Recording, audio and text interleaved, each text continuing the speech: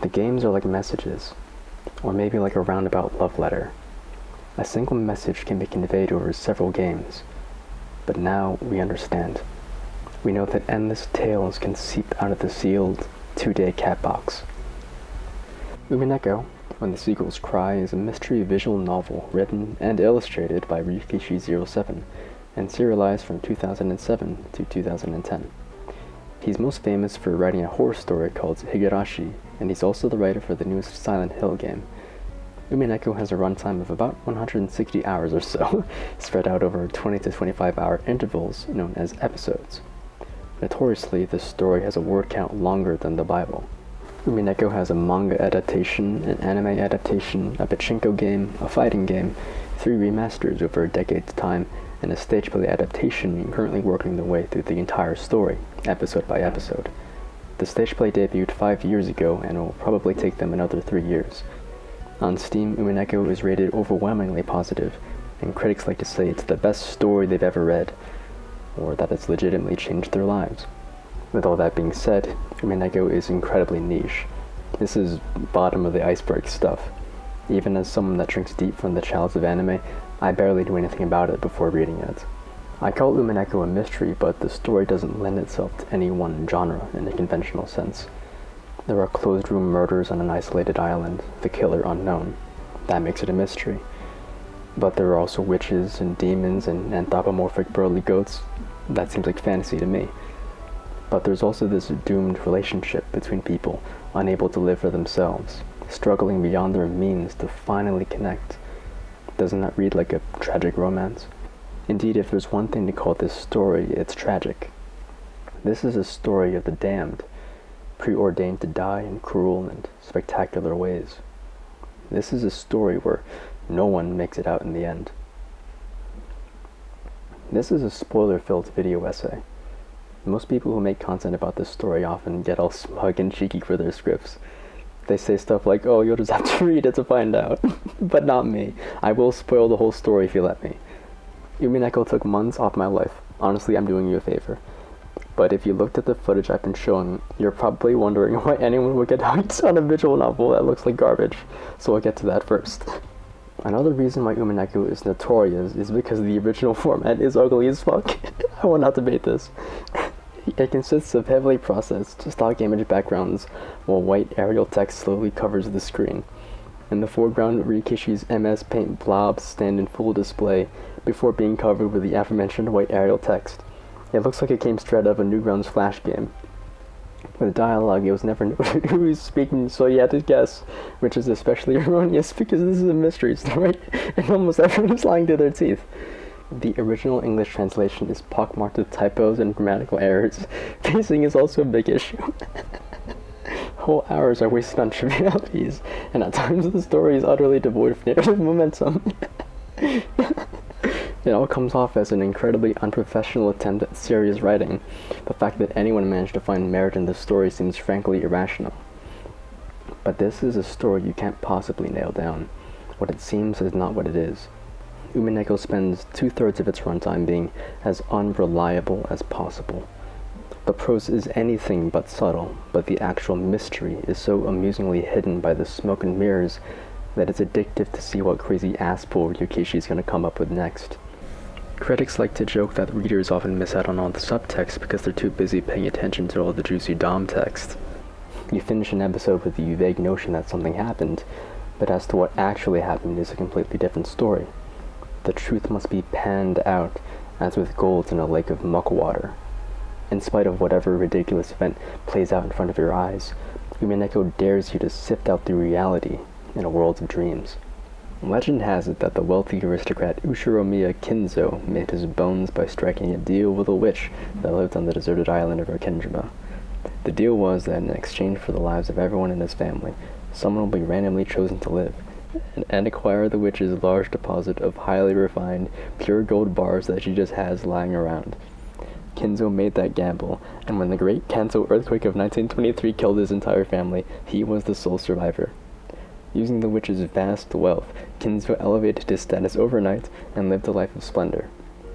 In honor of this golden witch, he built a mansion on Arkenjima, replete with maids and butlers and his lifelong friend Dr. Nanjo. He had 4 children, all of whom grew up to be business executives and company presidents, and eventually they married and had kids of their own. And once a year, all of Kinzo's children and grandchildren attend a family conference at Rikkinjima.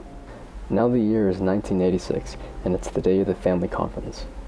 Ushiromiya Battler, grandson to Kinzo, embarks on his first trip to Rikkinjima in 6 years due to details that won't be relevant for at least 60 more hours.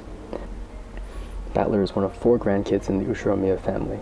He is joined by George, son of Eva and Hideyoshi, Jessica, daughter of Kraus and Natsuhi, and Maria, daughter of Rosa.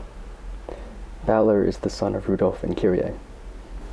On the surface, all the parents are jovial and talkative, but Kinzo the patriarch grows old, confined to his bed, and the truth behind the family conference is that they intend to divvy up his massive inheritance while he still breathes.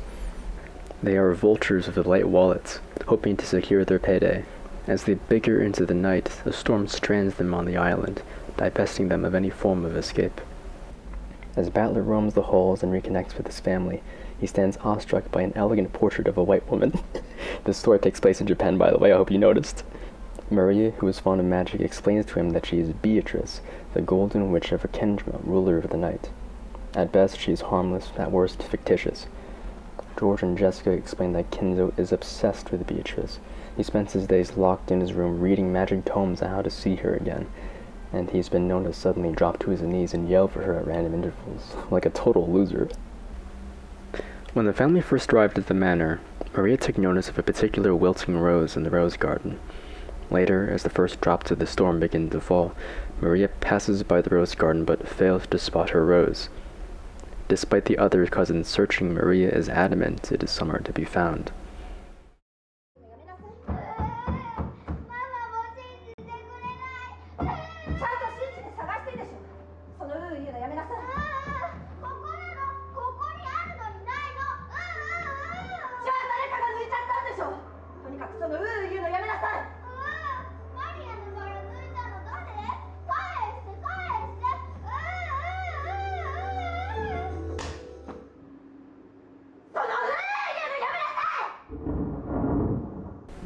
The cousins stand idle, awkwardly watching. Jessica looks away. Battler intercedes, but George stops him. Rosa and the cousins abandon Maria in the rose garden, desert her in the downpour. A common theme is that nothing can be stopped. The people inside it cannot be saved, in part due to the family's tolerance of abuse, or otherwise due to the utter lack of support. The family's collective sin is their complicity in each other's destruction so that they alone can succeed. It's crabs in a bucket. Meanwhile, all that pain ferments. Sealed deep within the heart, it's a ticking time bomb urging for release. The more you read, the sooner you may notice that almost every family dynamic on the island revolves around the abuse of power. A phrase a lot of people like to bring up in reference to the story is generational trauma. It is sometimes easy to forget that these are aristocrats living posh, insular lives, concerned expressly with archaic forms of family. The cousins do have moral codes. They're not evil, per se, but their reluctance to disobey their superiors, even when they know it's wrong, is telling. Each generation of the family has been reared under a hierarchy of fear, brought up under the precept of might makes right. To an extent, it's no wonder they all grew up to be cutthroat, power-hungry individualists, and it's no question what Ryukishi meant, how, even when presented with an absurd amount of wealth, there is no limit to their avarice. As the wind threatens to snap the trees and rain pelts the windows, Rosa wakes up to find her daughter missing. She runs to the rose garden with the grandkids. There she finds Maria peacefully sitting in the same spot she had left her, clutching a small white umbrella. Rosa makes a mental note to thank whoever gave her an umbrella during dinner. During dinner, with almost everyone gathered at the table, Kinzo's still in bed, Rosa makes her announcement, only to be met with curious looks. Well, if it wasn't one of her family members, it must be one of the servants, she thinks. She asks each one if they gave Maria an umbrella. In turn, they all shake their heads. Who gave her the umbrella? Maria looks up at them all, bounces up, and gleefully exclaims, "In addition to the umbrella," Maria says, "the witch Beatrice gave her a letter to read aloud. It reads something along the lines of, 'Hello, I'm Beatrice the Golden Witch. The contract between me and Kinzo has expired, and as a result I'll be reclaiming all the gold, as well as everything the gold brought into this world. This includes the lives of everyone on the island. Now the only way to prevent this is by solving the riddle posted next to the portraits of Beatrice. The portrait of me. If anyone can solve the riddle, they will become the new heir to the Ushiromiya gold, no questions asked. You have until midnight tomorrow, your time starts now. Now is a good time to explain that there is a mysterious epitaph next to the portrait of Beatrice. The family doesn't believe that there was a witch named Beatrice living on the island possessing all that gold, but it's an open secret that Kinzo had a mistress named Beatrice that he loved dearly. If the letter's author really is Beatrice, it could be that she's trying to worm her way into the inheritance. If not her, then who gave Maria the letter? Either someone is lying and trying to cause a disruption, or someone snuck onto the island. Worse yet, perhaps someone has been living here all along, in maybe a hidden house just waiting for a day like this. Anyway, the parents continue bickering about the inheritance, albeit with a newfound sense of uneasiness. In the back of their minds, they think of ways to solve the epitaph. The next morning at 6 a.m., the family wakes up to find 6 people missing. They look everywhere in the manor, no sign of them. Amidst the pouring rain and howling winds, they stop in front of the garden shed. The door is locked, but a crude demonic symbol appears to be drawn in it, in red paint that has the viscosity of blood. One of the servants grabs a key and unlocks it. Inside the dark, cramped shed are 6 bodies, piled on top of one another. They look like a mess of strawberry jam in a tangle of limbs. If they weren't wearing the clothes they were, they would be indistinguishable from each other in the heap. Their faces have been horribly mauled, and you can't tell the difference between the inside of their face and the outside. Over the course of the next 24 hours, the group of survivors are whittled down, killed in inexplicable ways. There were 18 people on the island the day of the family conference. By 11:30 p.m., there were 5, driven mad with paranoia. The manor had transformed into a mausoleum.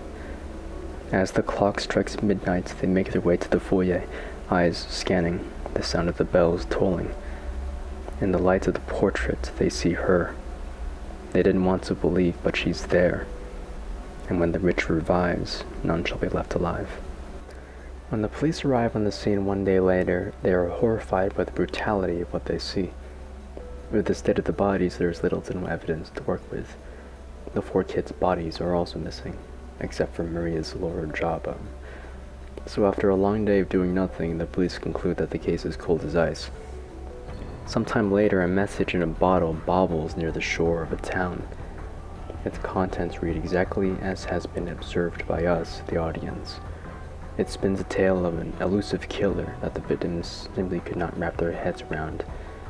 More curiously, it points to the existence of a witch as the culprit. At the end of the letter, the author signs their name, Ushiromiya Maria. Battler wakes up in an elegant Western-style tea room, surrounded by Maria, Jessica, George, and the servants whom I've forgotten to introduce. Their siblings named Shannon and Cannon.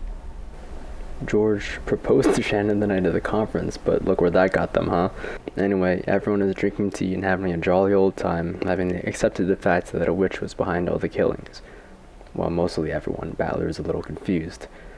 On the day of the murders, Battler was convinced that humans committed the atrocities, even up to the very end when he saw the witch. Just because something is difficult to explain by conventional means doesn't mean that magic was the cause, so he thinks, if Beatrice did all this, then how come I can't see her? She's right behind me, isn't she? Battler, who loves the battle, becomes determined to prove that the murders were committed through human means, not magic. Beatrice cackles and becomes determined to prove the opposite. This is a battle of logic.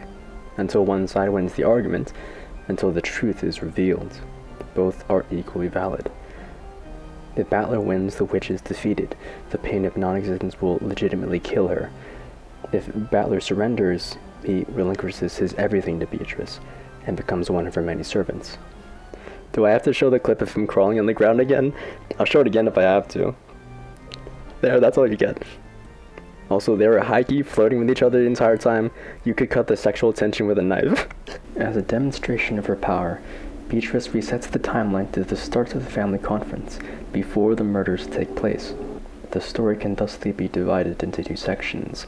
There is the murder mystery happening on the island, as well as some magic observation deck where Beatrice and Battler sit together and argue whether what they're seeing is fact or fiction. On the island, there is a Battler that does not know what's going to happen. On the magic observation deck, Battler does know, but he can't communicate with anyone down there. One important thing to mention is that every time Beatrice resets the timeline, a different murder mystery plays out. The events that transpire are different, the order in which people die and how they die are different. As an individual story, it feels like the same old, but as a whole, it's a constant percolation of new information to us and Magic Battler. This is the bread and butter of Umineko, these thin layers of peak fiction keep stacking and compounding, constantly adding layers of complexity. You see these people interact and change over the course of several of their lifetimes. After so long, they really do take on a human characteristic. So that's basically the premise of Umineko. I just saved you 20 hours right now. I would disagree if someone called this burying the lead. It's just that most people have an idea of what the story is going to be, and that there are certain rules that must be followed in accordance to that story. If someone thinks this is a murder mystery, they expect a colorful ensemble cast. They want logic puzzles. If someone thinks this is a murder mystery, they expect a colorful ensemble cast. They want logic puzzle. If someone thinks this is a murder mystery, they expect a colorful ensemble cast. They want logic puzzles that rack the brain. They absolutely do not want the solution to be magic. But that's what Umineko is all about. You can't nail it down. You think it goes one way, so it goes the other. Ryukishi dwells on themes of rebellion against social norms. In that sense, Umineko itself is a rebellion against conventional mystery. This is a story that loops around itself, and revels in its absurdity. This is a story revolving around magic and fantasy as much as it is a story about deciphering clues. It's almost as though the magic is supposed to break your immersion, like it's trying too hard. The narrator becomes increasingly unreliable in subsequent episodes. Scenes can transition from reality to fantasy seamlessly. The story likes to call it one great big Schrodinger's cat box, where the opposing truths Battler and Beatrice are fighting for mesh and collide. You might think Battler is facing an uphill battle. In front of him is a witch that has the ability to not only carry out the murders cleanly, but also in the most contrived and imaginative ways possible. Here Battler stands having tea and crumpets in a world that logically should not exist. Matter of fact, he should be pushing daisies right about now. But he isn't, and that's a problem. Battler has exactly one saving grace. Every murder mystery that Beatrice shows him, even the first one, can be solved through conventional means. Battler has two saving graces. 1, every trick can be committed by humans. 2, Beatrice has the ability to speak the objective truth whenever she desires. When she says the objective truth, it is marked with a red text, and she is not obligated to explain her statement. In the story, it's presented as a truth nuke to Battler, a weapon against his human-centric arguments. But what these two tidbits mean is that Beatrice does know the truth. She's just really privy to the idea of using magic to cover everything up. It's akin to a game of hangman, where the witch has the answer and the human must guess letters. And even though the witch keeps taunting the human and gaslighting him, the human must continue playing because the goal of hangman is to find the answer.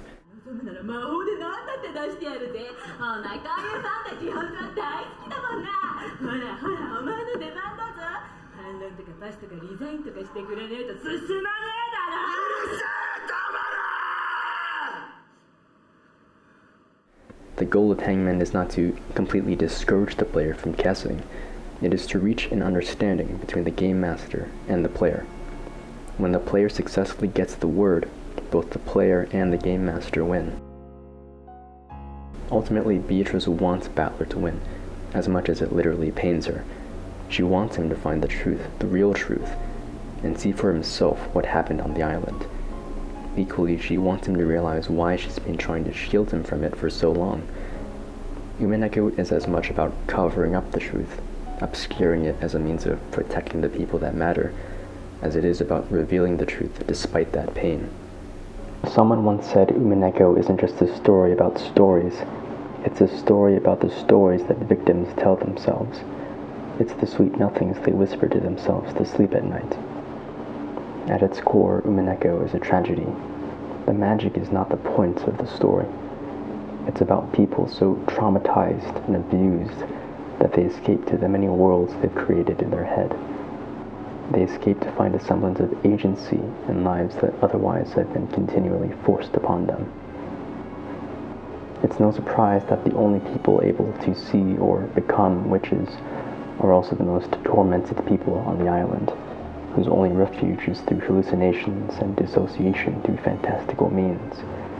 It's no wonder then that the abusers are only cruelly punished using magical tendencies, in ideal worlds where karmic justice is not only respected, but reciprocated in force.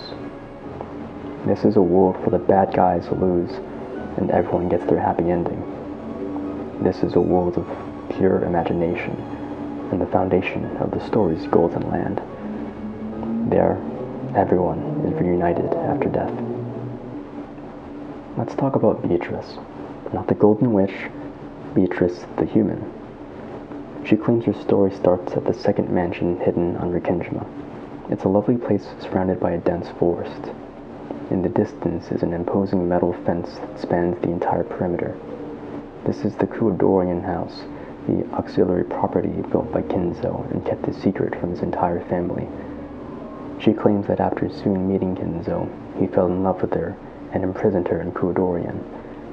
In that little manor, all by herself, she was given everything she needed in order to survive, but nothing she needed in order to live. And eventually she escaped and died instantly. But death does not exist in the world of magic, she says. Once Kinzo found out, he trapped her 1,000-year-old soul in a jar and created a new vessel to contain her. This new vessel happens to take on the form of a young girl who must relearn all the magic tricks and spells and become the Golden Witch once more. It's not a very believable story, but she believes it nonetheless. The truth is that there are 3 Beatrices. Kinzo did, in fact, have a secret mistress named Beatrice. She died shortly after childbirth. Kinzo named their daughter Beatrice and lived with her in Kuodorian in perfect isolation from the outside world. The truth is that Kinzo did not see her as his child. In her eyes and in her name was the spitting image of her mother. The Beatrice on Kuodorian lived a life of pain and confusion, brainwashed to be a witch of Kinzo's delusions, a constant object of his affections. But she always knew something was wrong. When she escaped the manor, it was the first time she'd been outside of those 4 walls. She died free, with hope for a better tomorrow. Before she passed, Kuodorian Beatrice and Kinzo also had 1 child, also named Beatrice. She is the human we see in the story. The head servants kept her existence a secret from Kinzo. As a child, she was reared by them and nourished with mystery novels and romances, but she too suffered from the isolation. When she discovered the reality of her life, discovered what the name Beatrice means on this island, she snapped. That's really who Beatrice is. Someone incredibly scared and alone, scarred and unable to find closure, so she looks inward toward her dreams and dares to stay there for the rest of her life.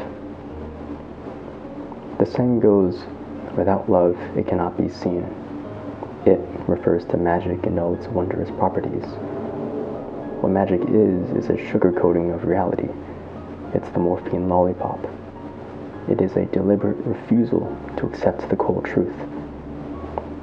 The streamer I watched play, Umineko, came to the stark realization that the conclusion would likely concern pulling out the witch from her magic and her tomes, pulling her away from this fantastical dream.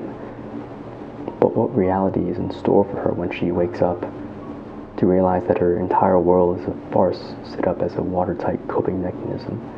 Where do you even go from there? No education, no friends, no support. After living a life in a gilded cage, where will the bird go if not away from its only source of nourishment and protection? It's difficult to imagine how else Beatrice would cope with her situation, other than pretending to be someone greater than herself, living a life of her desires. The boundless sense of freedom it brings must be an intoxicating feeling. It's not just about using her imagination, it's about falling so deep into her own rabbit hole that she can't back out anymore. This extends to the story too. Every episode introduces more and more characters. If you jumped from episode 1 to episode 4 thinking you could pull a fast one, number 1, don't do that. 2, you wouldn't have a clue who half the cast is anymore. Most of them don't even appear on the island and interact with the real people. They exist solely to populate the fantasy and complicate the audience's certainty of the truth. If I told you that the plot of episode 6 is that a comatose battler is forced into an arranged marriage with some random girl that fell off a cruise ship and washed up in Rakendrima, and it's up to Beatrice to win a fight to the death against Shannon and Cannon in order to save him, would you believe me? These are the types of antics you can expect 120 hours into the story, because Ryukishi knows you're gonna read whatever slop he pushes out. Like Beatrice, you're also in too deep. You might have realized this already, but this is a rather progressive game. Not even by 2007 standards, but for big 2025. The reason the story is set in 1986 is because Ryukishi makes a point to almost exaggerate the social conservatism of the era. He mentions how women of the time were always expected to obey others during their lifetimes, their parents when they are kids, their husbands when they are adults, and their children when they are old. Kinzo, who is the antagonist of the story, if you can believe it, is a remnant of the bygone, rigid society. This is our bad guy, someone stubborn, recalcitrant, whose ideas of who should do what were ancient even by the 1980s. Even his dedication toward reuniting with his lost love is not perceived as chivalrous or romantic. The guy is fucking insane. Everything in the story loops around itself not because of any arbitrary reason, but because Kinzo really is the catalyst that sets in motion the family conference murders. And when it's time for the witches to get their just desserts, they make sure to burn him alive every time. That's Kinzo for you. Someone who should literally burn in hell for what he's done, should suffer for as long as he's gone unpunished in reality. Because I'll tell you one more truth. Kinzo died a long time before all this. The hosts of the family conference, Krause and Natsuhi, have been covering it up for several years, walking inside his empty bedroom and pretending to have insightful conversations with him. And everyone believed it because Kinzo has always been some grumpy old guy with a few screws loose. Would Kinzo jump out of his bedroom and fall 3 stories onto concrete just to avoid talking to his children? Yes, he would. Ironically, even though Kinzo desperately loves Beatrice, every version of her demonstrates the type of willpower and headstrong nature he despises in women. I think what Kinzo really wanted from Beatrice was to immobilize the grace she possessed, lock down her free spirit. What he really loved was the feeling of control over her. Motherhood plays a big role in shaping Umineko's main cast. There are only bad mothers or dead mothers. Natsuhi micromanages Jessica against her wishes, shaping who she believes is the future heiress to the Uchiromiya headship. Eva lives vicariously through George's successes, wielding him as a weapon to finally get her comeuppance against her misogynistic older brother. Kiria exhibits an extreme disdain for Rudolph's first wife, and by extension Battler, whom she despises. Rosa projects her feelings of inadequacy from being the youngest child onto her daughter, someone whom she views as a massive burden in her life. In other words, these are mothers that lack the ability to love their children as they are. Oddly enough, the murders bring them closer together. In episode 1, the overshadowed Natsuhi takes on a commanding role in the household. She swears to become a monster if necessary to protect her daughter. In episode 2, Rosa fights to the death against the swarming horde of goatmen. She is eaten alive by them while clutching Maria in her arms, the last person in her life, and the only one she trusted during the conference. In episode 3, Eva pleads with her alter ego witch to spare her family. Hideyoshi endured to die anyway, so she must not have done a very good job. In episode 4, Kiria spends her last moments calling Battler and warning him of the killers lurking on the island. Battler makes it to the end of the episode because of her. Notice how each mother has their time to shine. The first 6 murders in each episode always create a power vacuum in the family, filled oftentimes by the last of the Ushiromiya adults, typically a woman. It's interesting to see how they react to this newfound sense of authority. Tangentially, their power is represented by their holding one of Kinzo's lever-action rifles. On the women, the guns look imposing and big. For the men, they look like toys in the shadow of their bulky frames. That power means something to the women. It's just another day for the men. Motherhood exists in the magic world as well. Birth is the metaphor Beatrice likes to use in reference to the creation of new witches. She says Maria used her magic to give birth to her stuffed animal, breathed life into an inanimate object. This living stuffed animal is Maria's imaginary and only friend. No witch actually gives birth to anything, but it's the pretend play that matters. We covet what we don't have. The witches emulate the mother's compassion that they themselves seldom receive. While the island murders reveal the true characters of the Ushiromiya parents, it is obviously too late to stop anything, and any feelings of resentment have crystallized long before. Beatrice's idea of motherhood is largely rooted in the ability to love, but from the various clips I've shown you, you could say that real mothers don't always follow that line of thinking. The reason she fixates on this idea of familial bonds is because when she was a child, her mother, the Beatrice of Coeur d'Orient, escaped and died. She blamed her lack of belonging to the lack of motherly figures in her life. Beatrice didn't grow up with role models, just figments of imagination that she brandishes to avoid dealing with her problems. She has a demonic servant named Renove, not to be confused with Genji Renove, that servant. She has the great witch Virgilia as a teacher, not to be confused with the maid Kumasawa. There are giant goats under her control, and there happens to be a big burly guy named Goda. Beatrice almost seems to take bits and pieces of reality and mesh it into her fantasy. With that reasoning, she begins to romanticize the idea of motherhood, seek to fit it into her patchwork quilt of ideals. When Beatrice was a baby, Natsui feared her existence would undermine Jessica's inheritance of the headship.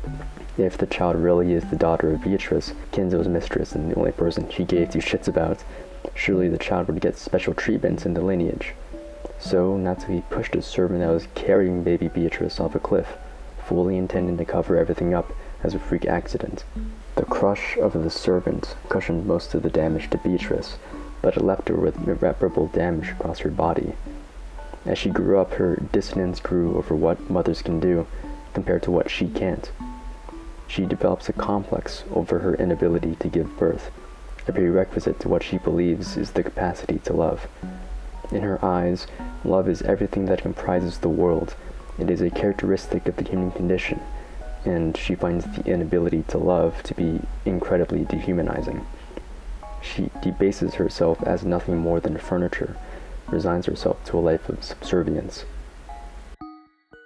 Beatrice views love as a component of free will. Humans who do not love exist to do, no different from tools in a garden house shed. But if furniture like her can manage to find love, they can break free from their own self-loathing, sort of like Pinocchio becoming a real boy. Beatrice becomes a witch in order to satisfy her need for motherhood, where her magic can be used to give birth to imaginary beings, and she can love without feeling burdened. Perhaps you can say that's why the Golden Witch is so overt with her advances. By episode 4, the story starts to meander on everything but the murder mystery. There are some things that cannot be explained within the 2-day time span, a context that stretches for decades. I've mentioned a couple of these background stories, Beatrice's childhood and Kinzo's hidden life, for instance. The narrative I will now explain takes place after the murders, in the year 1998. On the day of the family conference, there was exactly one member of the family who was sick and didn't attend. Her name is Ushiromiya Angie, the 6-year-old sister of Battler. In the span of 2 days, her entire family would be wiped out. There would be no answers, no resolution to her anguish. Like Kinzo, she is the lucky survivor picked to be spared, and the sole inheritor of the family gold. This too is a world thrust upon her. The tabloids would harass her over the mystery of her family's deaths, and over the course of the next 12 years, she would be bullied in school for her standoffish nature. Every day she prays for a world where her family returns to her. Angie becomes hyperfixated on the daily lives of her dead family, filling the void in her heart with the vague recollections she still has of them. She is particularly interested in Maria's diary, whose struggles with loneliness she relates to. By herself, she reads Maria's diary religiously and admires her as the older cousin she should have had.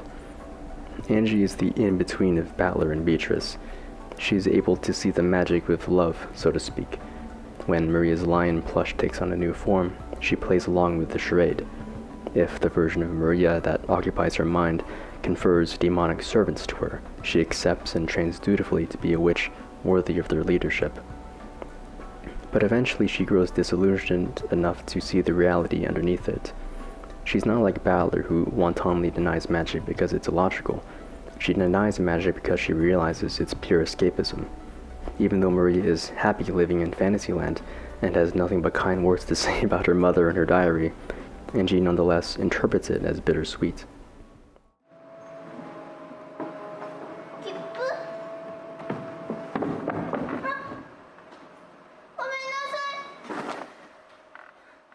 She views Maria as a pitiable victim, someone who deceives themselves into thinking anything but the truth. But that isn't to say that Angie is wholly against magic. She knows firsthand how comforting that coping mechanism is. This is a world of logic. There is no escape if there is no white lie. But if living is pain, what's wrong with living a white lie?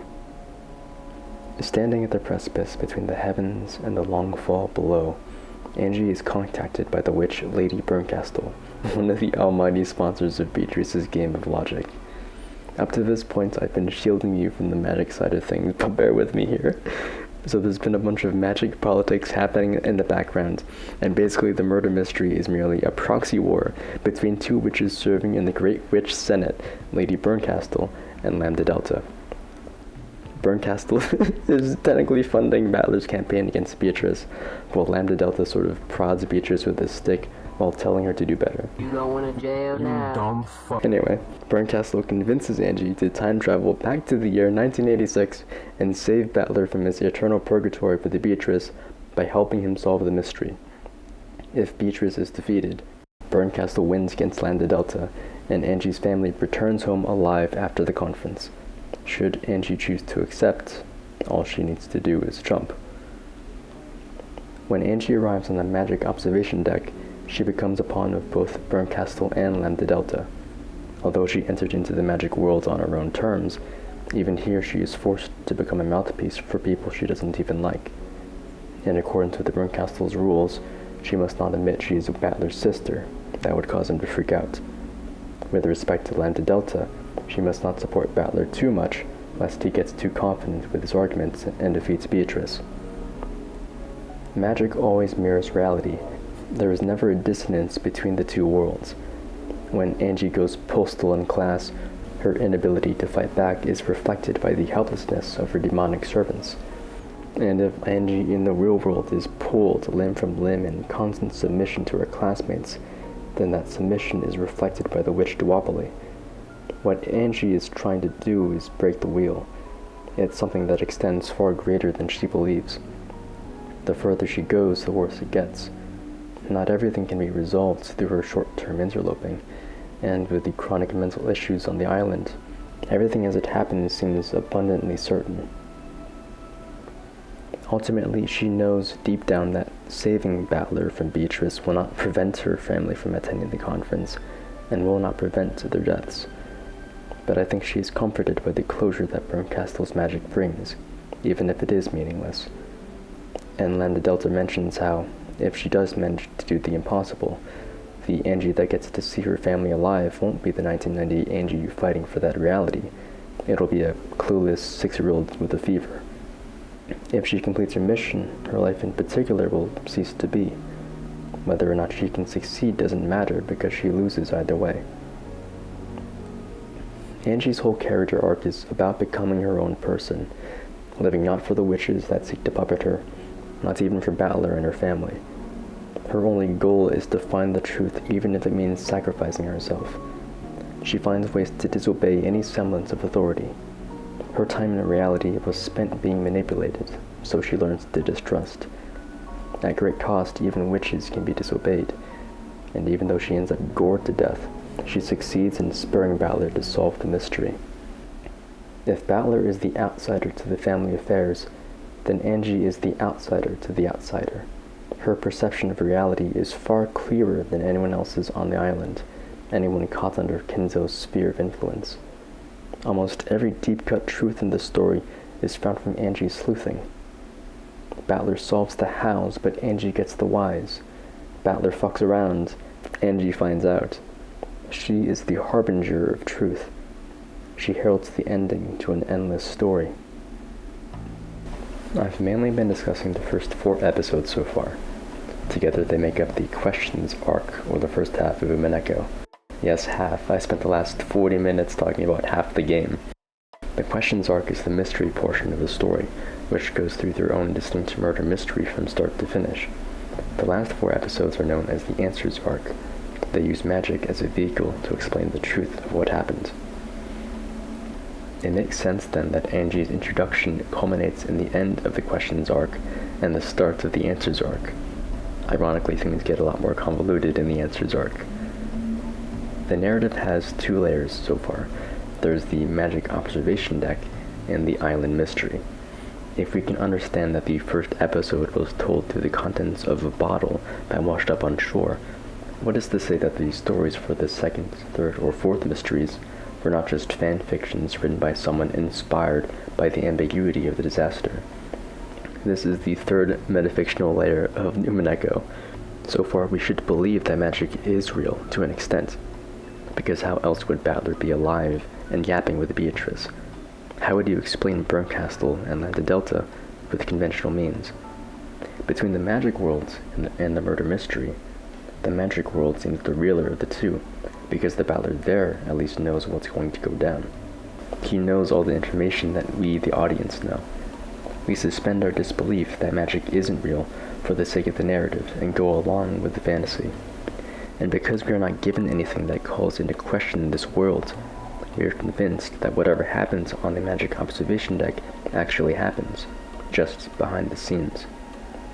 What the third layer does is recontextualize the magic world as a work of fiction.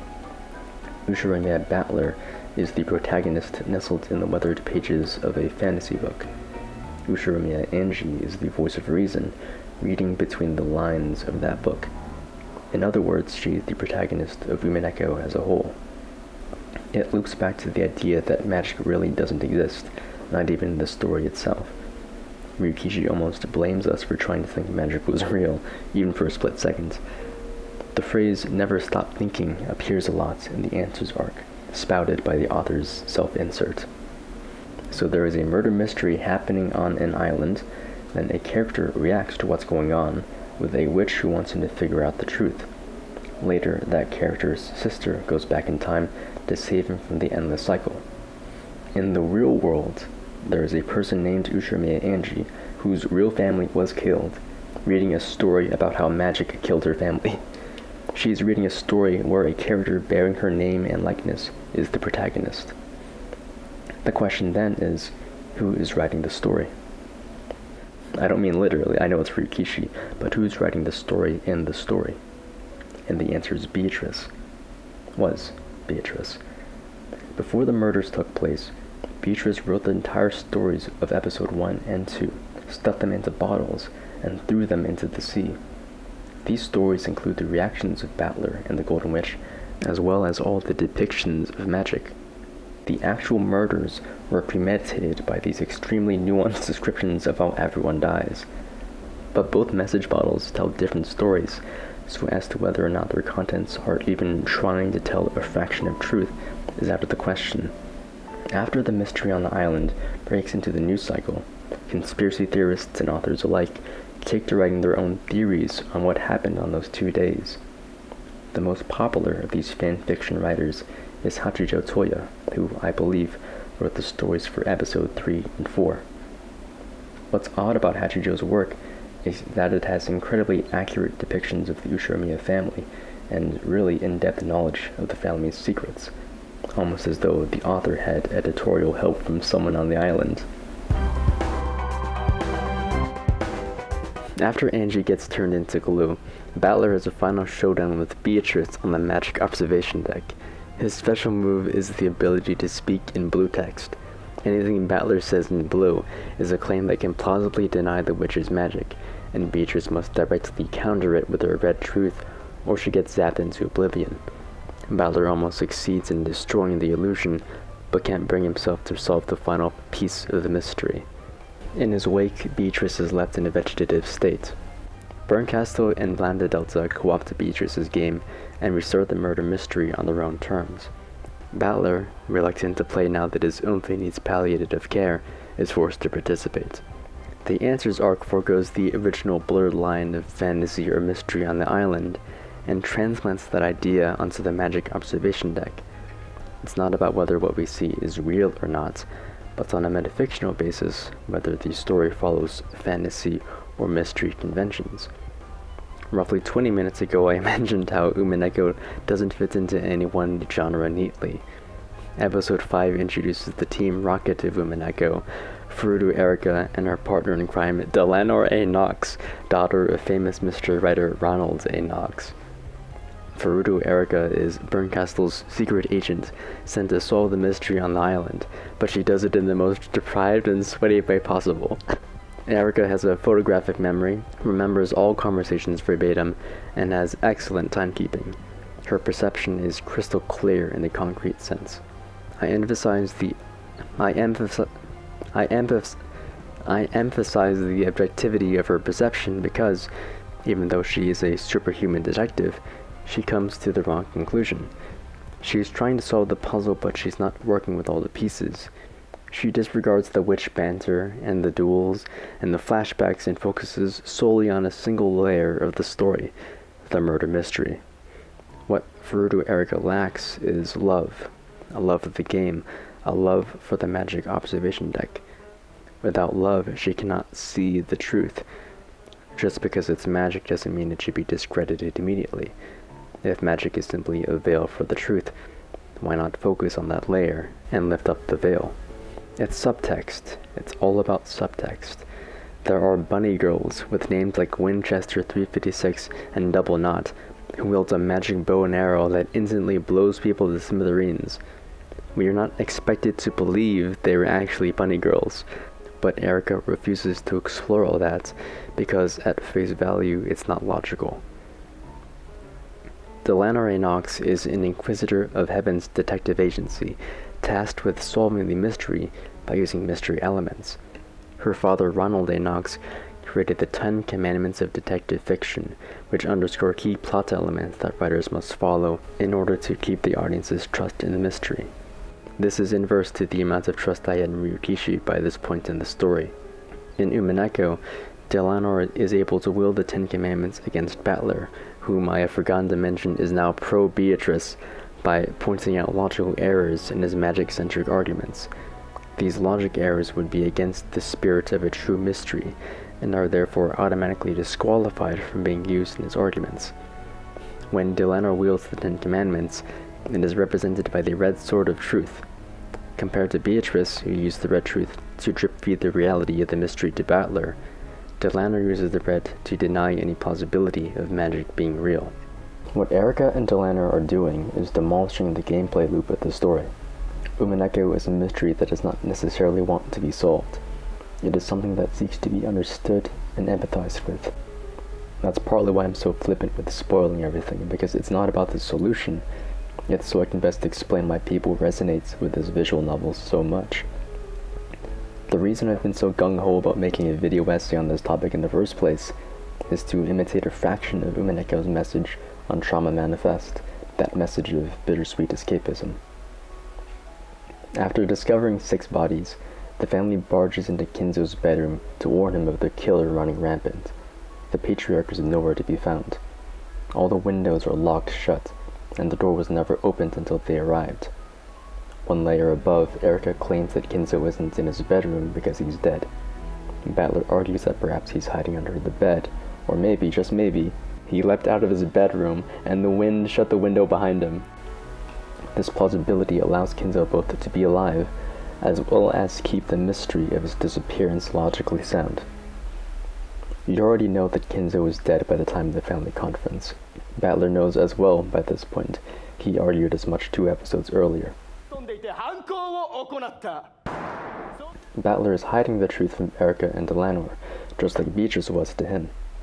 It's all about preserving the illusion. It's not out of spite, nor a sense of maintaining the family's reputation. Simply, he doesn't want to let go of that idealistic world. How would you want to remember your family, whose lives were utterly and inexplicably lost in the span of 2 days? The uncertainty of it all avoids the sting of truth. We're back to using coping mechanisms to delay the psychological torment. What did Beatrice want to achieve by writing these stories? To cover up the truth, yes, but why would she care? Did she commit the murders or not? Nevertheless, her stories are what matter, these weird depictions of truth. Misunderstandings and misinterpretation permeate Umineko. The conspiracy theorists, creating fan fictions about the island, are only interpreting her wishes and putting words in her mouth. One layer below, Lambda Delta has taken the reins in her absence and literally controls her body. When Battler later defeats Furuto Erica and creates his own story, is that more or less what she wanted? I started this video with a quote, how the mysteries are roundabout love letters conveyed across time, a source of endless tales. That's the heart of Umineko. Not to say a continual denial of the truth, but a love so strong for the victims that Beatrice is willing to deny everything for their sake. Of course the Golden Witch did everything. The Ushurumiyas were innocent. Kinzo was innocent. There were no surprises on the island, nor betrayals. Blame Beatrice, and everything will be alright. I guess one mystery I have to explain is why Battler is suddenly okay with magic being the cause of the murders. Wasn't his sole shtick that Beatrice was merely a concept meant to obfuscate the truth?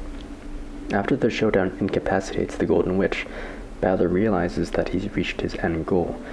There's no need for him to prove that every minutiae of the mystery was done with human tricks. He's accomplished enough to determine that that is probably the reality. But all that means for Battler is that he's proven that one of his family members is a stone-cold killer. He's proven that the avarice of his relatives precede the happy memories he has of them. He's proven that, under immense duress, one of them will kill 17 people on the island in the vain pursuit of wealth. Battler has uncovered the skeletons in the Ushurumiya closet in his campaign against Beatrice. As collateral, how will he look at his family the same way again? Erica and Battler share similar philosophies, but both arrive at different conclusions. Although the two collectively deny magic, Erica is obsessed with using material evidence alone to solve the case. And for a detective in a true mystery, that would indeed be enough to crack it. She mainly bases her outlandish claims off of Natsume's diary, whom she suspects to be the culprit. Erica uses it as a crutch to explain why Natsume supposedly carried out the murders. She fancies herself a mind reader by misinterpreting her inconveniences and regrets. But over the course of her interactions with Battler, she comes to terms with the fact that material evidence is not enough to warrant drawing any certainties. The truth therefore stems neither from material facts, as seen in diaries and whichever corpses the police find, nor from magic and conspiratorial interpretations. But if no one knows for sure what happened, can't the truth be anything you want it to be? Erica's introduction is meant to be Ryukishi's straw man to the die-hard mystery fans who have latched onto his story. This is someone who simply checks out when fantastical scenes play out. He views them as spectacle without a merit to the actual plot.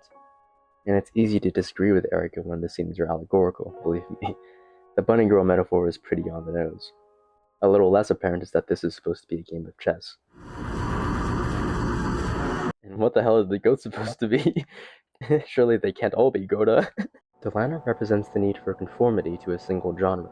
She's the judge, jury, and executioner who treats the Ten Commandments of detective fiction as gospel, and emphasizes a rigid adherence to that system. This strict adherence is what stifles Battler's magic-centric arguments, because it defines reality by explaining what it isn't. The mystery fans have a certain expectation on how the story will end, and how the story will be solved. Again, Battler pulls off some bullshit and makes Delanor eat his dust. Ryukishi uses Battler's turncoat to explain why the story doesn't need to be pigeonholed into a genre's conventions in order to be understood. Hell, the story doesn't even explain how everything happens half the time. It's not obligated to either because it rejects the premise of a true mystery. Ryukishi bends the ending so as to make it impossible to solve if you only looked at everything we know to be factual. Delanar and her gaggle of goons represent that stifling air to religion. Hers is the type of society that views God as a vindictive force, who views themselves as extensions of that punitive arm. In general, there is a pretty religious undertone. There's this idea of predetermination. Are the Ushiramiyas, in their greed, destined to suffer and die repeatedly? Is it in God's plan to punish them for their collective sins? Or can the worst of people be forgiven? There's a table inside of the family chapel set up almost like the Last Supper. In episode 4, Beatrice calls Maria the Virgin Mary for giving birth to that stupid-ass lion plush I keep managing to bring up. One could even say that Beatrice and her internal sacrifice is an allegory for Jesus Christ, where magic is something people choose to believe in regardless of the lack of empirical evidence. It's neither naive for people to believe in it, nor dumb to refuse it. Both are equally valid. And like the message bottles, the meaning behind his message is still being debated and interpreted to this day. Is religion a means of control, or is it a means of forgiveness? Of all the victims on the island, only the maid Shannon is notably religious. She and Cannon were reared in the Fukuin, or Gospel House. This is an orphanage funded by Kinzo's Gold, where the orphans are trained to become servants for the Ushiromiya estate before going off on their own. Compared to Delanar, who contextualizes Christianity as a tool for judgment, Shannon emphasizes the religion's capacity for forgiveness and optimism. She harbors a strong desire to love, to act not only for their masters, but for themselves for a change. With Delanar, Christianity is my way or the highway. With Shannon, it's about loving as a means of individualism, of rebelling against the powers that be. She is sort of the thematic mascot for Umineko, someone who is repeatedly dismissed and controlled, who regardless finds ways to love people. She forgives them despite the immense abuse she faces. In a world that expects her to sit down and resign herself to its cruelty, she insists on turning the other cheek. Shannon is diligent and industrious, and she has a heart of gold. She is the one George proposes to. In a very pessimistic sense, she accepts his engagement as a way to escape her servitude to the estate. In the manor, she is hounded by Hatsuhi and Eva. Shannon and Cannon are the only people that the women of the household can truly look down upon without repercussion. Even though she loves George, his mother constantly reminds her of the futility of her leaving her station in life. There is no life for someone that exists to serve. George's relationship with Shannon is also a bit sketchy. The poster boy of the Ushiromiya dynasty, future inheritor of copious amounts of wealth, falls in love with the lowly maid. This maid lives on the island, she cannot leave the island. George, the 23-year-old destined for success, convinces the 16-year-old servant girl who has no future to marry him. It's not a question of whether or not she'll accept his engagement, it's about whether or not she has a choice in the first place. You had me going there for the first part. The second half kind of threw me. Well, dude, think about it. She's out in the middle of nowhere with some dude she barely knows. You know, she looks around her. What does she see? Nothing but open ocean. There's nowhere for me to run. What am I going to do? Say no? Okay, that seems really dark. No, it's not dark. You're misunderstanding me, bro. Beatrice equally taunts Shannon for her desperation to escape her social class. She resents her optimism and idealism toward men. In her experience, she's been a victim to that gender dynamic. She believes that equality between the sexes is a myth. There's only a dominant and a submissive. Sigmund Freud might say that her trauma of being controlled is subconsciously redirected into hypersexuality as a means of dealing with it in a more digestible manner. It's either that or Rikishi was just really feeling his oats when writing her. Believe it or not, but sexual dominance plays a rather key role. It's the inversion of patriarchal standards, where the woman has all the power instead of the man. In a world where women are expected to be subservient and coy, Beatrice is forward and confident. It's giving Rebecca de Winter. Both Shannon and Beatrice have something that the other lacks. Shannon has a strong heart. She wants to believe that there's a future for herself, if only she could simply leave the island. She wants to believe that love is as pure a concept as the vulnerability that surrounds it. For once, she wants to be the master in her own life. Her character arc is about standing up for herself, becoming more assertive. In a murder mystery shrouded in uncertainty, Shannon always dies without regrets. Most of the time. Beatrice has the self-determination to do what she pleases, but her independence is born out of a life of isolation and neglect. Although that libertine lifestyle of hers is liberating, she doesn't have anyone to share it with. She is the witch in a bottle, a lonely doll. She espouses this image of antiquity and elegance, but that's all it ever is, an image of something larger than life, an excuse that takes her away from her monotony. Beatrice longs to let her guard down and open up to someone about her life. That pain of vulnerability is likened to her conceptual death. It's the death of her facade. Shannon has friends but no freedom. Beatrice has freedom but no friends. Shannon is one of the first people able to see Beatrice, and although they both admire each other for their character, you have to wonder if there's some resentment between the two. This is an island of irresolution. Everyone yearns for things that never come to fruition. Kinzo's only wish is for his lost love to return to him. Maria longs for the love of her mother. Jessica has a huge crush on Cannon, but he keeps stonewalling her because he's got that hustle grind set.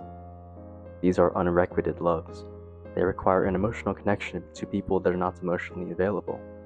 It just so happens that magic begets that source of connection. A common theme of the magic layer is that things can be fixed. Items can be returned to normal, albeit temporarily. Lives can be resurrected, loves rekindled. When damsels are in distress, the hero swoops in. It gives people a brief second chance, or a moment of atonement, to finally open up their hearts before they are snuffed out forever. It's not about what happened, but what should have happened.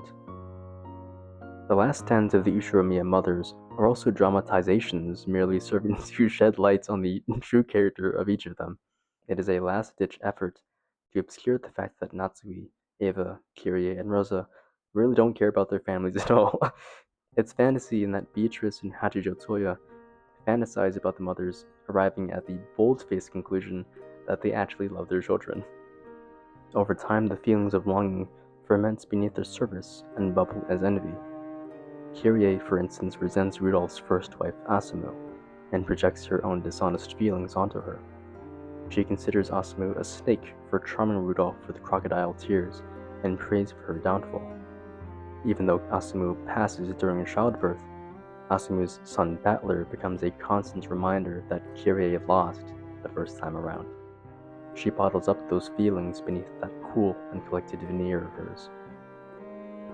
Over the course of the story, you might realize that Kyrie doesn't really understand human emotions.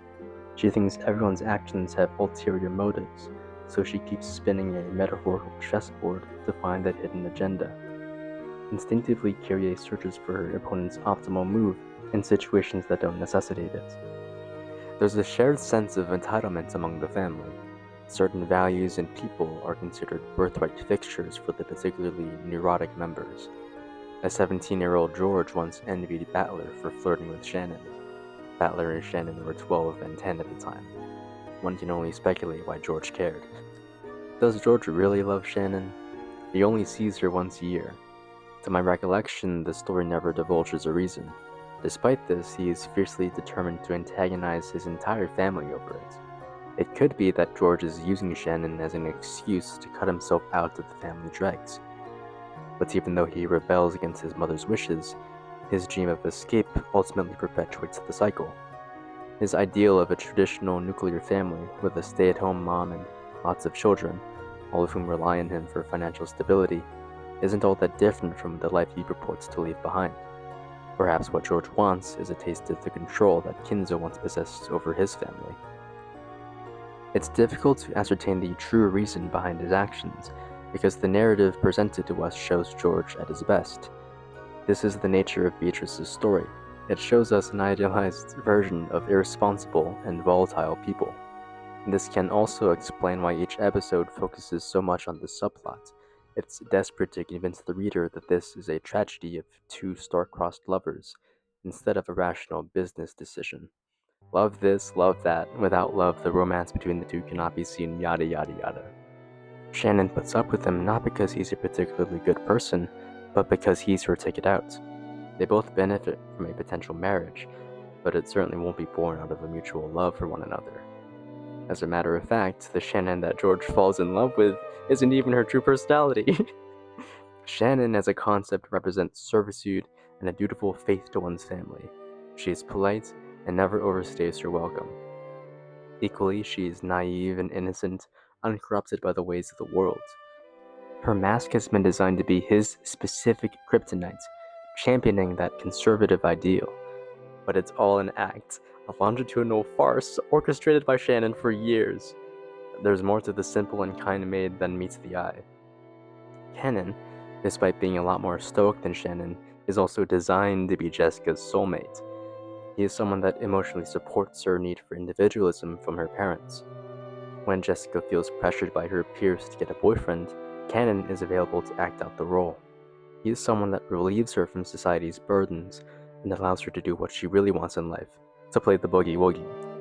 Ultimately, Kenan also sees a relationship with one of the Ushiramiyas as a way to gain agency over his life.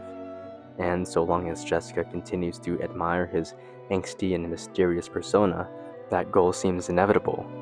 I've been hounding them over this because I think it's deeply sinister how they've molded their personalities to best fit their respective partners. Kenan, at the very least, seems guilty about what he's doing and distances himself from Jessica. But the story really does present it as a heavy-handed tale of romance. Their personalities were intended to make the Ushiramiyas fall in love with them. Is it wrong for them to reciprocate that feeling, knowing that it would help them self-actualize as human beings? Shannon and Kenan are kidnapped by two non-binary game show hosts and forced to play their game in order to live. Each of them is given a gun loaded with a single bullet and told that between them, there can only be one survivor. At stake is the budding love of either George or Jessica. If Shannon or Kenan are shot, they die instantly regardless of where they're hit. Both want to win. The reason they're doing this isn't out of a sense of self-preservation, but an ardent dream to escape the rut of self-dejection. They put their lives on the line, not like they have a choice, but for the opportunity to confide in someone else. The siblings line their backs against each other and take their paces. In a moment silently understood by both siblings, they would turn around and draw. Amid the plume of gunpowder and the loud bang, one of them falls to the ground. Shannon, lying prone, dodges Kenan's only bullet. She walks up to Kenan and, after calmly saying her farewells, shoots him into oblivion. That loss means it's meaningless for him to continue his facade. His dream is utterly hopeless, a complete dead end. Only one winner, only one love. Everything came to a head, and, alive, Shannon came out. Of course, this is all figurative. None of this has any actual bearing on what happened during the conference. But this is nonetheless a watershed moment in solving the mystery. It is the precursor to why everything happens. This is not a conflict that happens in reality. This is a conflict in the mind. Shannon and Kenan are the same person. In their free time, they transition between the two. Two personalities, one body. The narrative accepts the two as separate entities, but at any given point there is either Shannon or Kenan, replete with gender-affirming apparel and corresponding voice. How could it be that one individual could love both George and Jessica? Okay, they're bi, but the Ushiramiya cousins don't know they're getting two-timed. This is the basis for the duel. It's about which love will win out, Shannon with George, or Kenan with Jessica. When George proposes to Shannon, it reaches a point that both cannot coexist. It puts an undue amount of pressure for her to be the one and only, not merely for George as his partner, but the singular personality inhabiting the body of the core person. The twins typically die apart from one another. When Jessica and Kenan are fatally ambushed by Beatrice and her demonic servants, it is more realistic to say that Kenan simply stabbed Jessica in the back and left the room. He himself died conceptually as a result of losing his love. The same could be said for Shannon with George, where, after locking themselves in a room, Shannon proceeded to stab him to death before forcibly jamming a stake in her forehead. This is again a conflict of the mind. Why do their respective lovers presumably die at the hands of the person they trust the most? それだけか。それだけも何も何が不満なんだよ。この六軒島にふさわしい思い出すべき罪があるのではないか。いや、思い出せ。思い出したなら許そう。 Beatrice is a fantasy. She is haughty and ostentatious. She wears her manic emotions on her sleeve. But though she may act larger than life, she has always existed as a human being on the day of the conference. Beatrice is the belligerent facade of someone on the verge of breakdown. She is Rikenjima's ticking time bomb, at last set to blow. With love, you could say that Beatrice is the enigmatic 19th person on an island of 18 people, the one that falls through the cracks and hides among their ranks. Beatrice's real name is Yasuda Sayo, a former servant of the estate. Their time is spent in constant ridicule by the other servants. Even their name is diminished to Yasu. They are clumsy and absent-minded, but they have a strong sense of justice. After being thrown off a cliff, Sayu is nursed back to health by the head servants. In secret, they assume a new name, age, and identity, lest Natsuhi figures out they survived and throws them off the cliff again. As soon as they can walk, they spend their childhood in servitude to the manor, under Natsuhi's watchful ire. They grow up alongside George, Jessica, Battler, and Shannon. Shannon tempers Sayu's sense of otherness.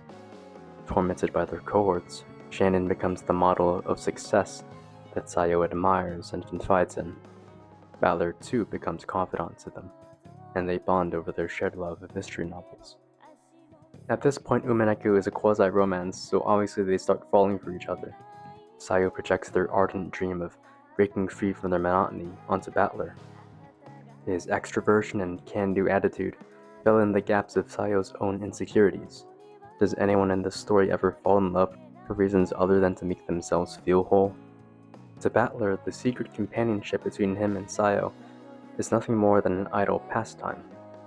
To Sayo, whose entire life consists of brewing tea and getting harassed, it means the world.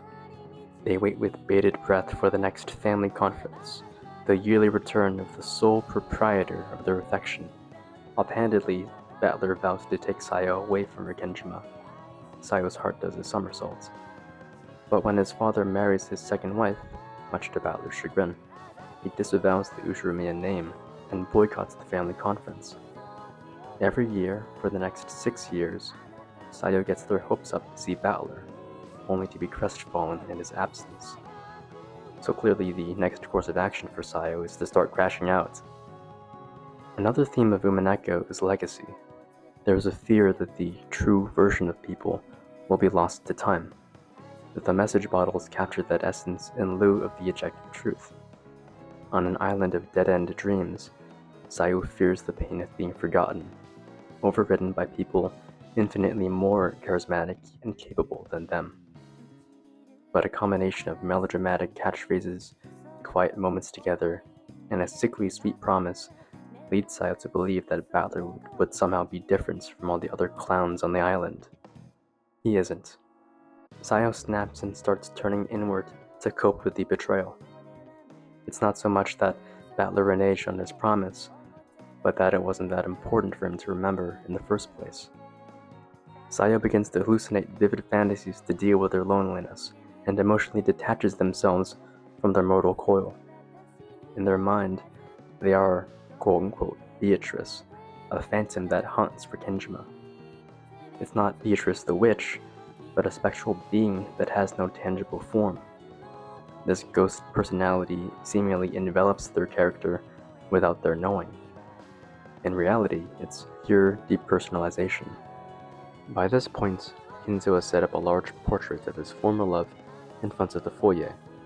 Next to it is a mysterious epitaph, and a promise that should anyone solve it, they would inherit the family wealth.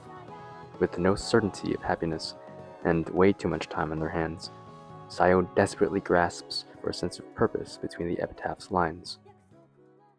Miraculously, they figure it out. Their solution leads them to the guts of the island, a dank tunnel system that connects Kudorian on one end to the Ushiromiya household on the other. Nestled between the two is a door to an underground bunker. Opening the door reveals a decadent bedroom flanked by a stack of pure gold ingots. The legend of Kinzo's gold was real after all. Genji, the head servant, arrives and applauds them for solving the epitaph. He leads them to a closet with a luxuriant dress of black and gold trimming. This was the dress that Sayo's mother wore.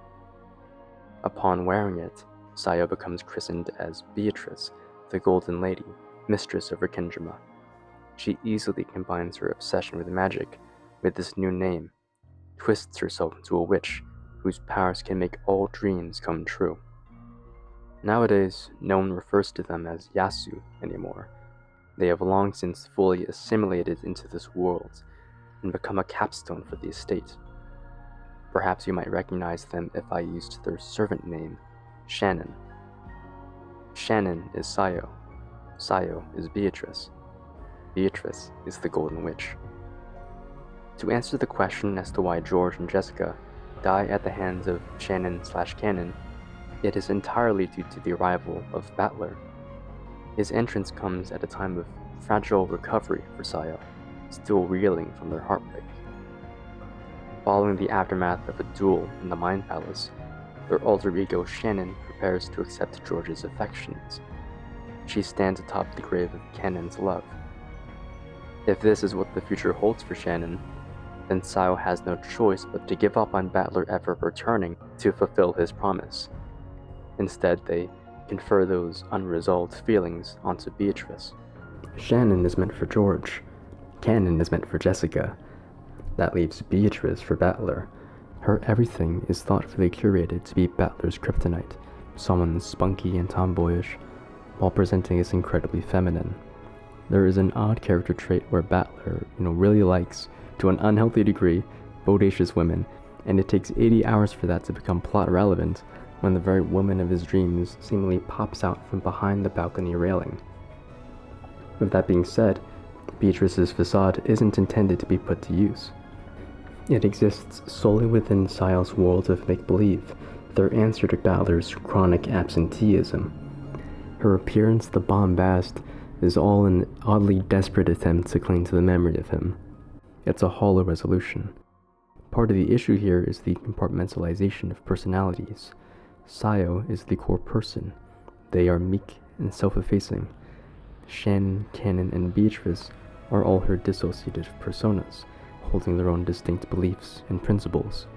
3 people in one body, each with different loves, trapped in a society that stigmatizes bisexual polygamy. Believe me, it's a recipe for disaster. Sayo prepares to relinquish all she believes in for Shannon's sake.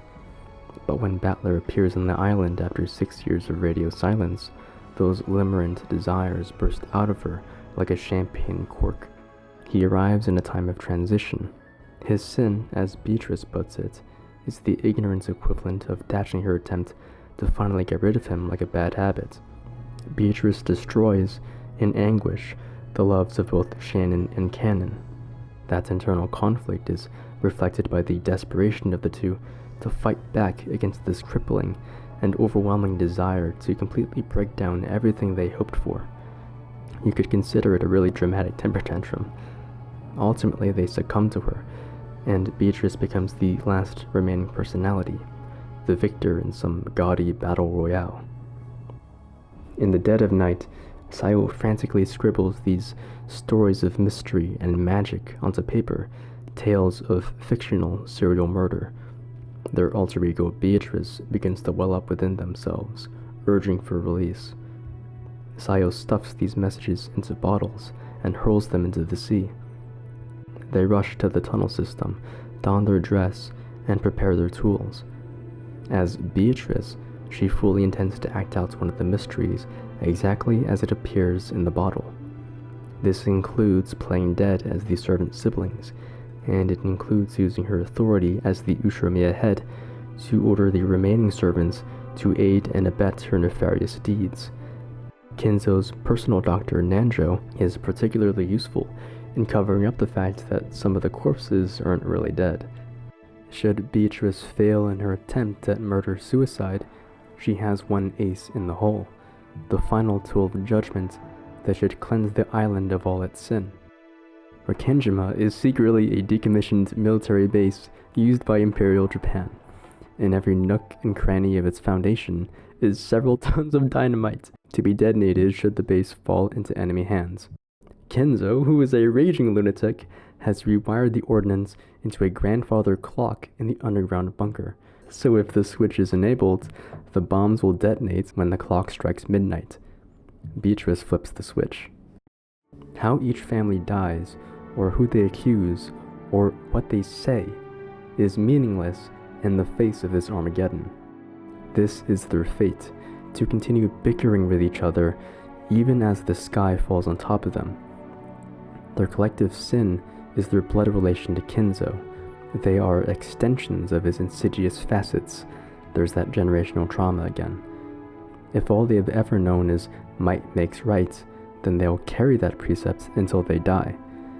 No Ushiromiya can be saved so long as that cursed blood runs through them. To Sayo, there is no distinction between people. Sayo hides their dissociative personalities under a veil of blood relations. Shannon and Kanon, for instance, grew up under the same roof, under the same circumstances.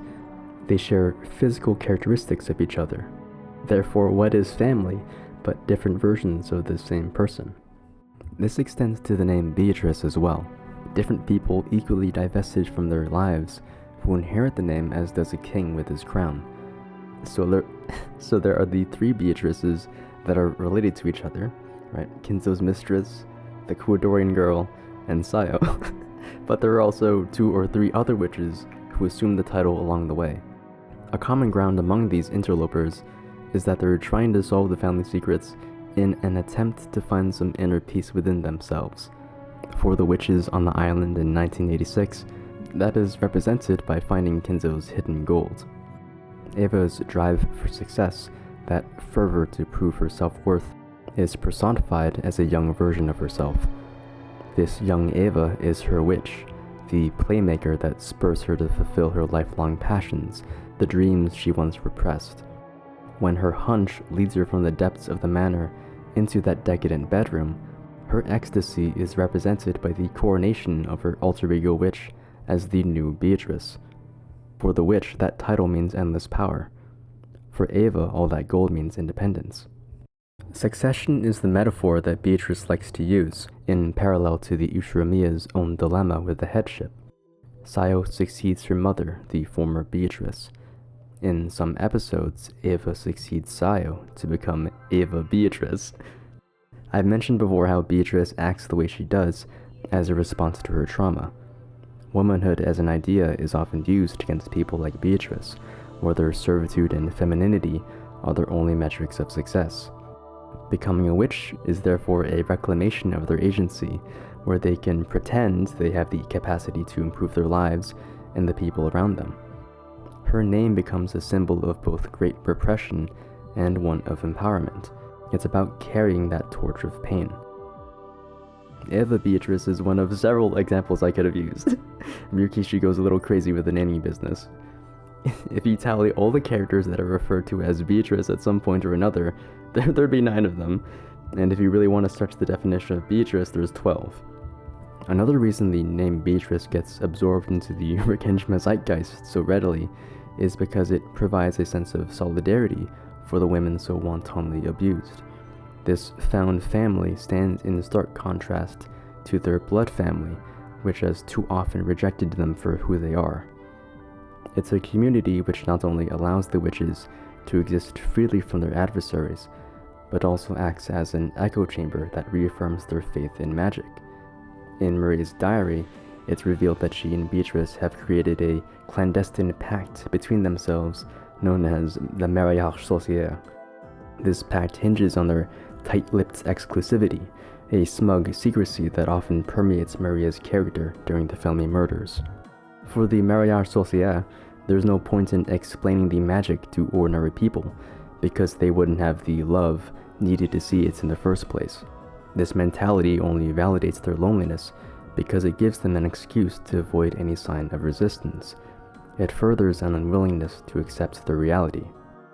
Although the entire Ushiromiya family is doomed as soon as Battler steps foot on Rekenjima, what really pushes Sayo over the edge is his inability to remember the watershed moment. Beatrice's power allows her to resurrect the dead temporarily. She always introduces her magic with the phrase, "Come, try to remember," in reference to whichever corpse she looks at. The reason it's only temporary is explained by the opening phrase. It relies wholly on the memory of when they were alive. It's only a matter of time before you remember that they're gone, and that's it.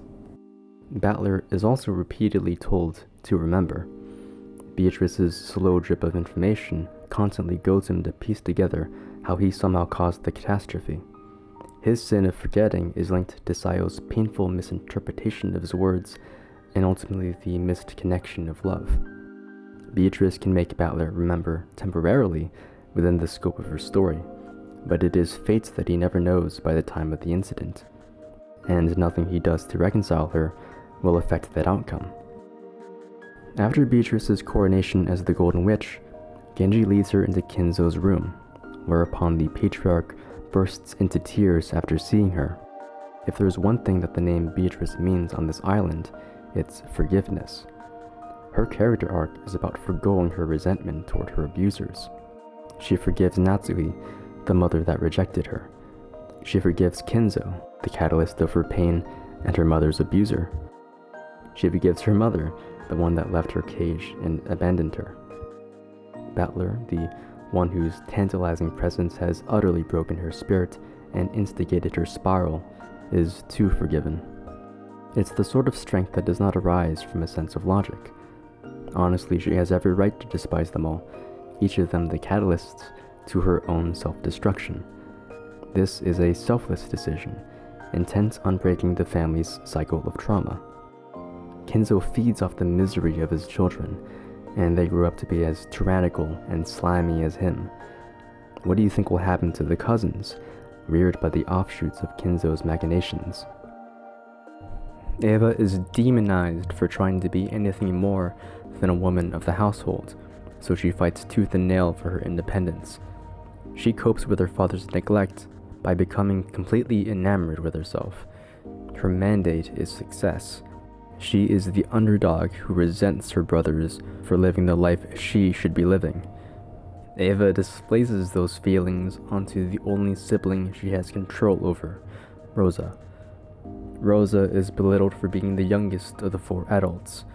She views herself as a child compared to her siblings, and still carries herself with the same zeal and carelessness as someone much younger. She does this in spite of the fact that she is a mother, and does have responsibilities beyond herself. Should Rosa be confronted with this dissonance, her daughter collects the punishment. It's no wonder that Maria is the only person on the island who immediately resigns herself to the whims of the family massacre, where death is merely a rite of passage to her true calling in the Golden Land. It's a hierarchy fueled by the destruction of the people below. For Beatrice to act in vengeance would be to perpetrate this cycle of abuse. Instead, she has to confront her problems and forgive them to resolve that chaos in her mind.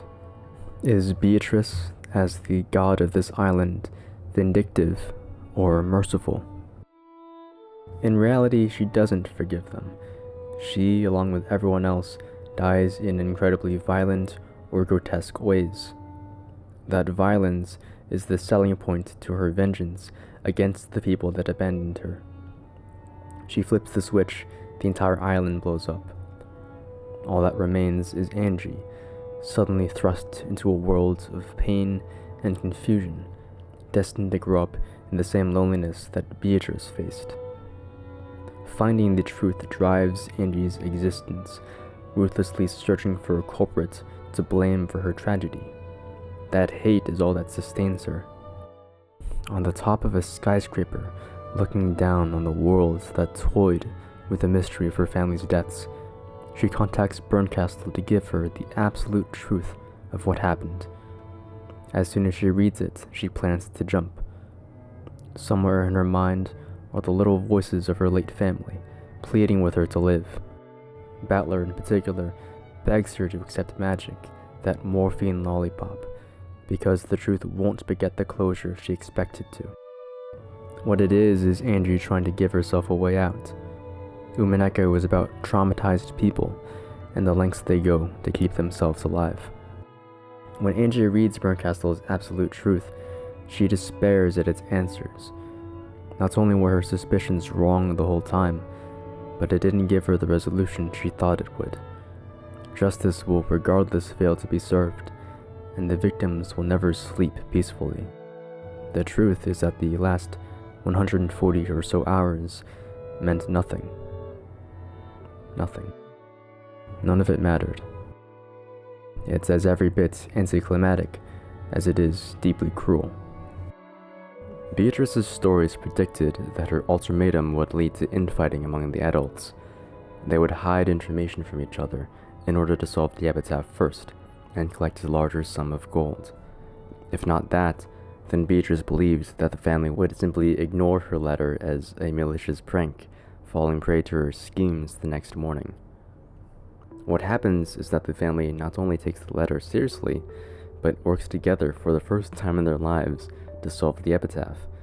Its mystery, the inspiration of Sayo's fascinations, is solved instantly. They reach the underground bunker before anyone dies, and are rewarded by a tonnage of pure gold bars. In the corner is an unfamiliar young girl, wearing an elegant dress as seen in the portrait. Her eyes are dead. Her tricks are useless. On a table off to the side are 4 of Kinzo's lever-action rifles, and plenty of munitions to feed them. But in this timeline, no one will die by Beatrice's hand. As the family celebrates their windfall, invariably they begin divvying the gold among themselves, trying to get a bigger slice of the cake. At the end of the day, these are aristocrats, living posh and insular lives. They know what success looks like, and can never have enough of it. It's an addiction, and payday is their fix. Beatrice's prediction is correct. The infighting swelters in the room, this tug of war over golds that they didn't truly believe existed until a couple moments ago. The adults arm themselves in the scuffle, and Natsui grapples with Eva. In a panic, Eva pulls the trigger. One bang later and Natsui's eyes roll into her skull as she topples over dumbly. The accusations spiral into violence. Kraus throws himself at Eva. Hideyoshi blocks him. One more bang and Kraus falls to the floor. Chaos erupts, savages upon each other, screaming and yelling. Kyrie assesses the situation and quietly delivers her verdict to Rudolph. She picks up a rifle, aims, bang, and Rosa falters. She aims again, bang, Hideyoshi slumps over. Rudolph aims, bang, and Eva drops. Even the witch in gold is not saved from the carnage. The gold is theirs. There can be no witnesses. Rudolph and Kyrie use the internal phone line to call the cousins individually to separate areas of the estate.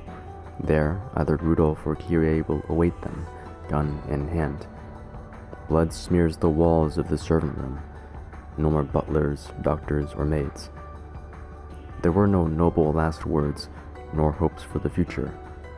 For many, they die without speaking at all, unceremoniously, in surprise and agony. It's not a mystery anymore. It's a mass shooting. Does it make you feel better knowing exactly how everyone died? Are the details really necessary in finding some closure in extreme loss? What Angie had to realize is that what she really longed for in her search for the truth was her family's return. She wanted to believe that, the day after the conference, her family would burst through the front door once more, that everything was just a bad dream. She waited patiently for their arrival, desperately, and for the next 12 years festered in that empty house. Angie knows that the entire catastrophe reeked of foul play. There's no need for her to dig graves for answers. It's cruel for her to do so when it wrecks her soul and destroys the memories she had of them. it's equally cruel for us, as spectators, to spur her to fulfill her role as the detective and find the truth no matter the cost. In Ryukishi's vast mind, we are the goats. We scour the island for all clues that might lead to the culprit. We dissect their lives for our entertainment. For us, it's a catchy true crime story. For Angie, it's the worst day of her life. Angie has to accept a happy ending to these serial murders, lest she falls into the same pitfall that Beatrice did, continue to hate themselves to death. It's a waste to abhor the dead for crimes they, allegedly, did not commit. The story argues it's unreasonable to not give your family the benefit of the doubt. She has nothing but good memories of them, and even though we as the audience know the true nature of these characters, she as the small child doesn't. So there's no need for her to revise that idea of them and resent the people she once admired. I guess you can call it a sad coping mechanism, but I disagree. It's not that Angie must delude herself into believing her family will return to her, but that they died peacefully, or without regrets. They died holding on to some truth within their hearts about who they are or what they stand for. That they died free from their inner turmoils, not enslaved to societal whims. They died exactly how they always dreamed of dying, on a high note.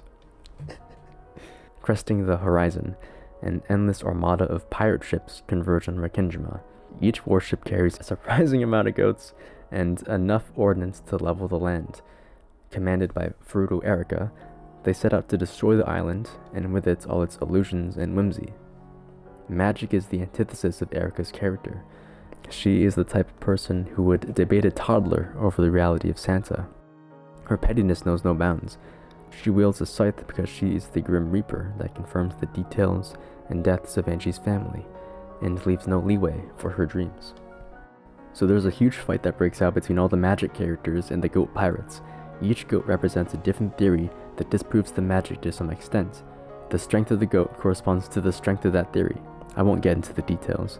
Lambda Delta gets turned into a candy. Burn Castle eats the candy and then blows up. It's pretty insane. At the end of it all, the characters are defeated, the island reduced to nothing. Angie must accept that there is no outcome where everyone lives. But she never concedes that they died as a result of their insecurities and envy, killed each other over money. No material evidence could disprove the belief that it wasn't just an ordinary family enjoying the days they spent together, right until the moment those bombs detonated. It becomes Angie's foothold that she clings to in her sorrow. The last episode of Umineko presents the reader with a choice. Should Angie accept magic as the vehicle that drove her family into oblivion, or was it a human greed that caused their deaths?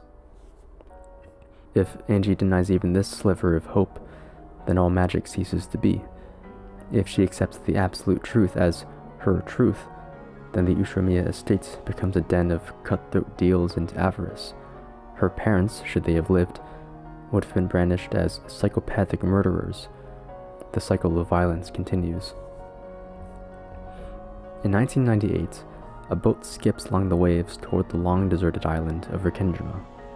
Aboard the vessel is Ushiromiya Angie, the descendant of ghosts, and her bodyguard Amakusa. If she makes it onto the island, he plans to kill her. But Angie has spent her entire life being manipulated by the forces that be. She learned to distrust those that supposedly act for her well-being. So she beats him to the punch and guns him down in cold blood. Rikkenjima, or what's left of it, is a trap. So too is holding on to its memories, chaining her to the past. She doesn't return to Rikkenjima. It's in her distance. She sets out alone to forge her own way in life. And by alone, I mean she's joined by Furuto Erika, who is also there. Hooray!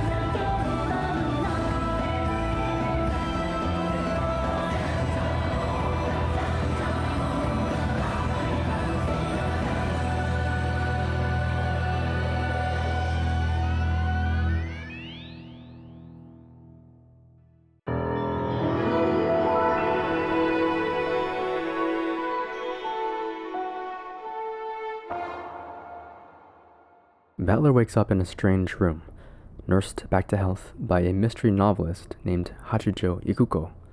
Confined to his bed, he has no recollection of his memories, his family, or even his name. He is nobody. The only thing he remembers is his age, so Hachijo calls him Toya, or 18. The very thought of mystery stories brings him an aching pain to his head, but he doesn't know why. With the novelist at his side, he tries to piece together his own life, figure out who he is or what happened to him. The faint idea of a witch flitters in the back of his mind. Hachijo Ikuko does know about Toya's past life, and together they read Beatrice's message bottles to jog his memory. And all over again, Toya falls in love with her murder mysteries, reconnects with Beatrice through her narratives, just like how they first met a long time ago. Over the course of decades, Hachijo Ikuko and Toya draft and edit their own versions of the Rikkenjima disaster to reconcile his memory loss. They make up one author, Hachijo Toya. Episodes 1 and 2 were written by Sayo. Their stories were colored by brooding descriptions of the Ushiromiya adults, owing to Sayo's time as their servant in submission.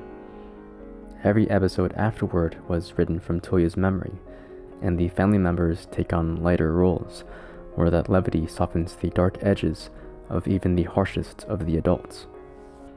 The second half of the Questions arc is not only a collection of mysteries that we, as readers, are dared to solve, but one big giant question mark that Toya must ask as he grasps for his old memories. Who is Beatrice? What did Battler mean to her? Who is he?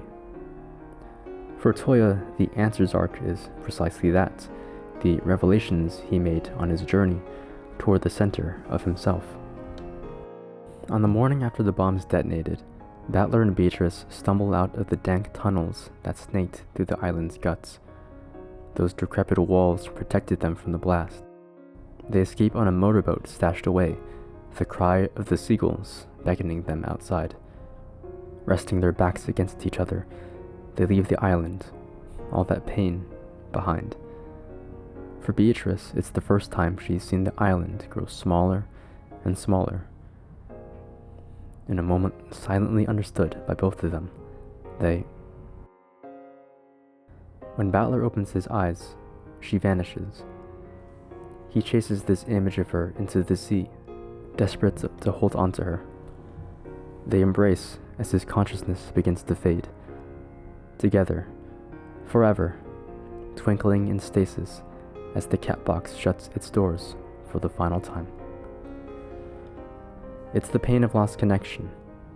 Beatrice dies long before Battler confesses his love for her. He drowns himself in repentance. You can call it a baptism of the soul, and the next time he opens his eyes, he would have assumed a new name and a stranger's heartaches. For Toya, Battler really did die on the island with everyone else. The old them is gone, and there's no getting it back. And you just have to live with that. This story is about letting go of the past. For Angie, it's letting go of her search for the truth. For Beatrice, the resentments of her tormentors and her unrequited love.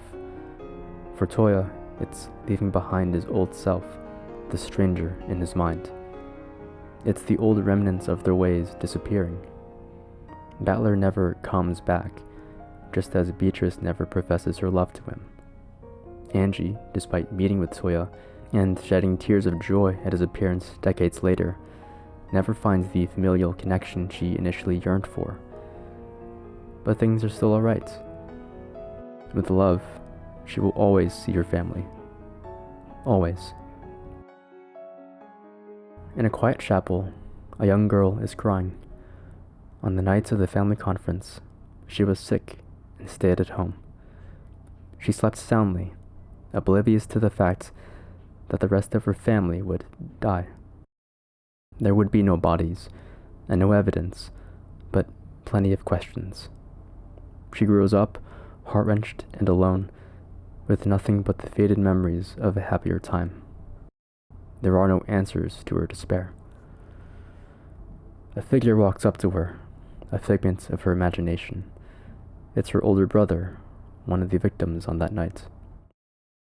He asks if she wants to know what happened then.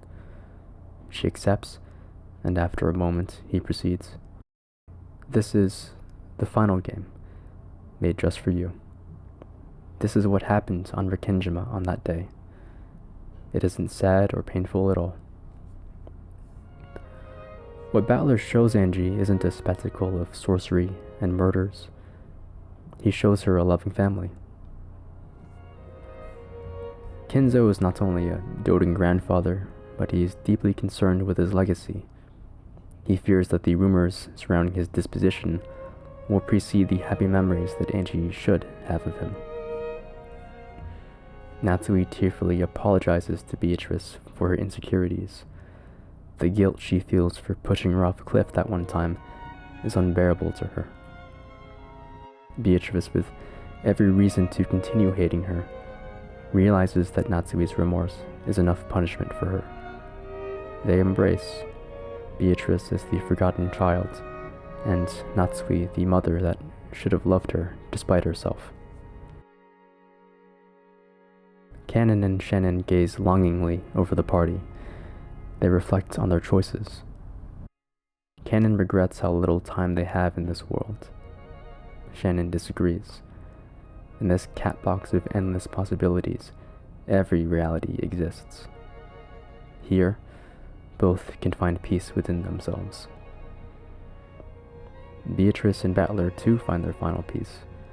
They stand hand in hand, as they should have done all those countless times before. After a gauntlet of misinterpretations and missed connections, this is catharsis. Like the magic that brought them together, it is a love acknowledged and accepted after so long in the dark. You can call Umineko a disobedient mystery. There are people stranded on an island with a killer, but there are magic and duels. There is a whodunit grand slam reveal, but that's not even the point of the story. After 160 hours, there doesn't seem to be much to show for it. All it is a creation of motives, possible avenues for how the mystery could have went down, but nothing is nailed to the wall. If anything at all, the story is a why done it.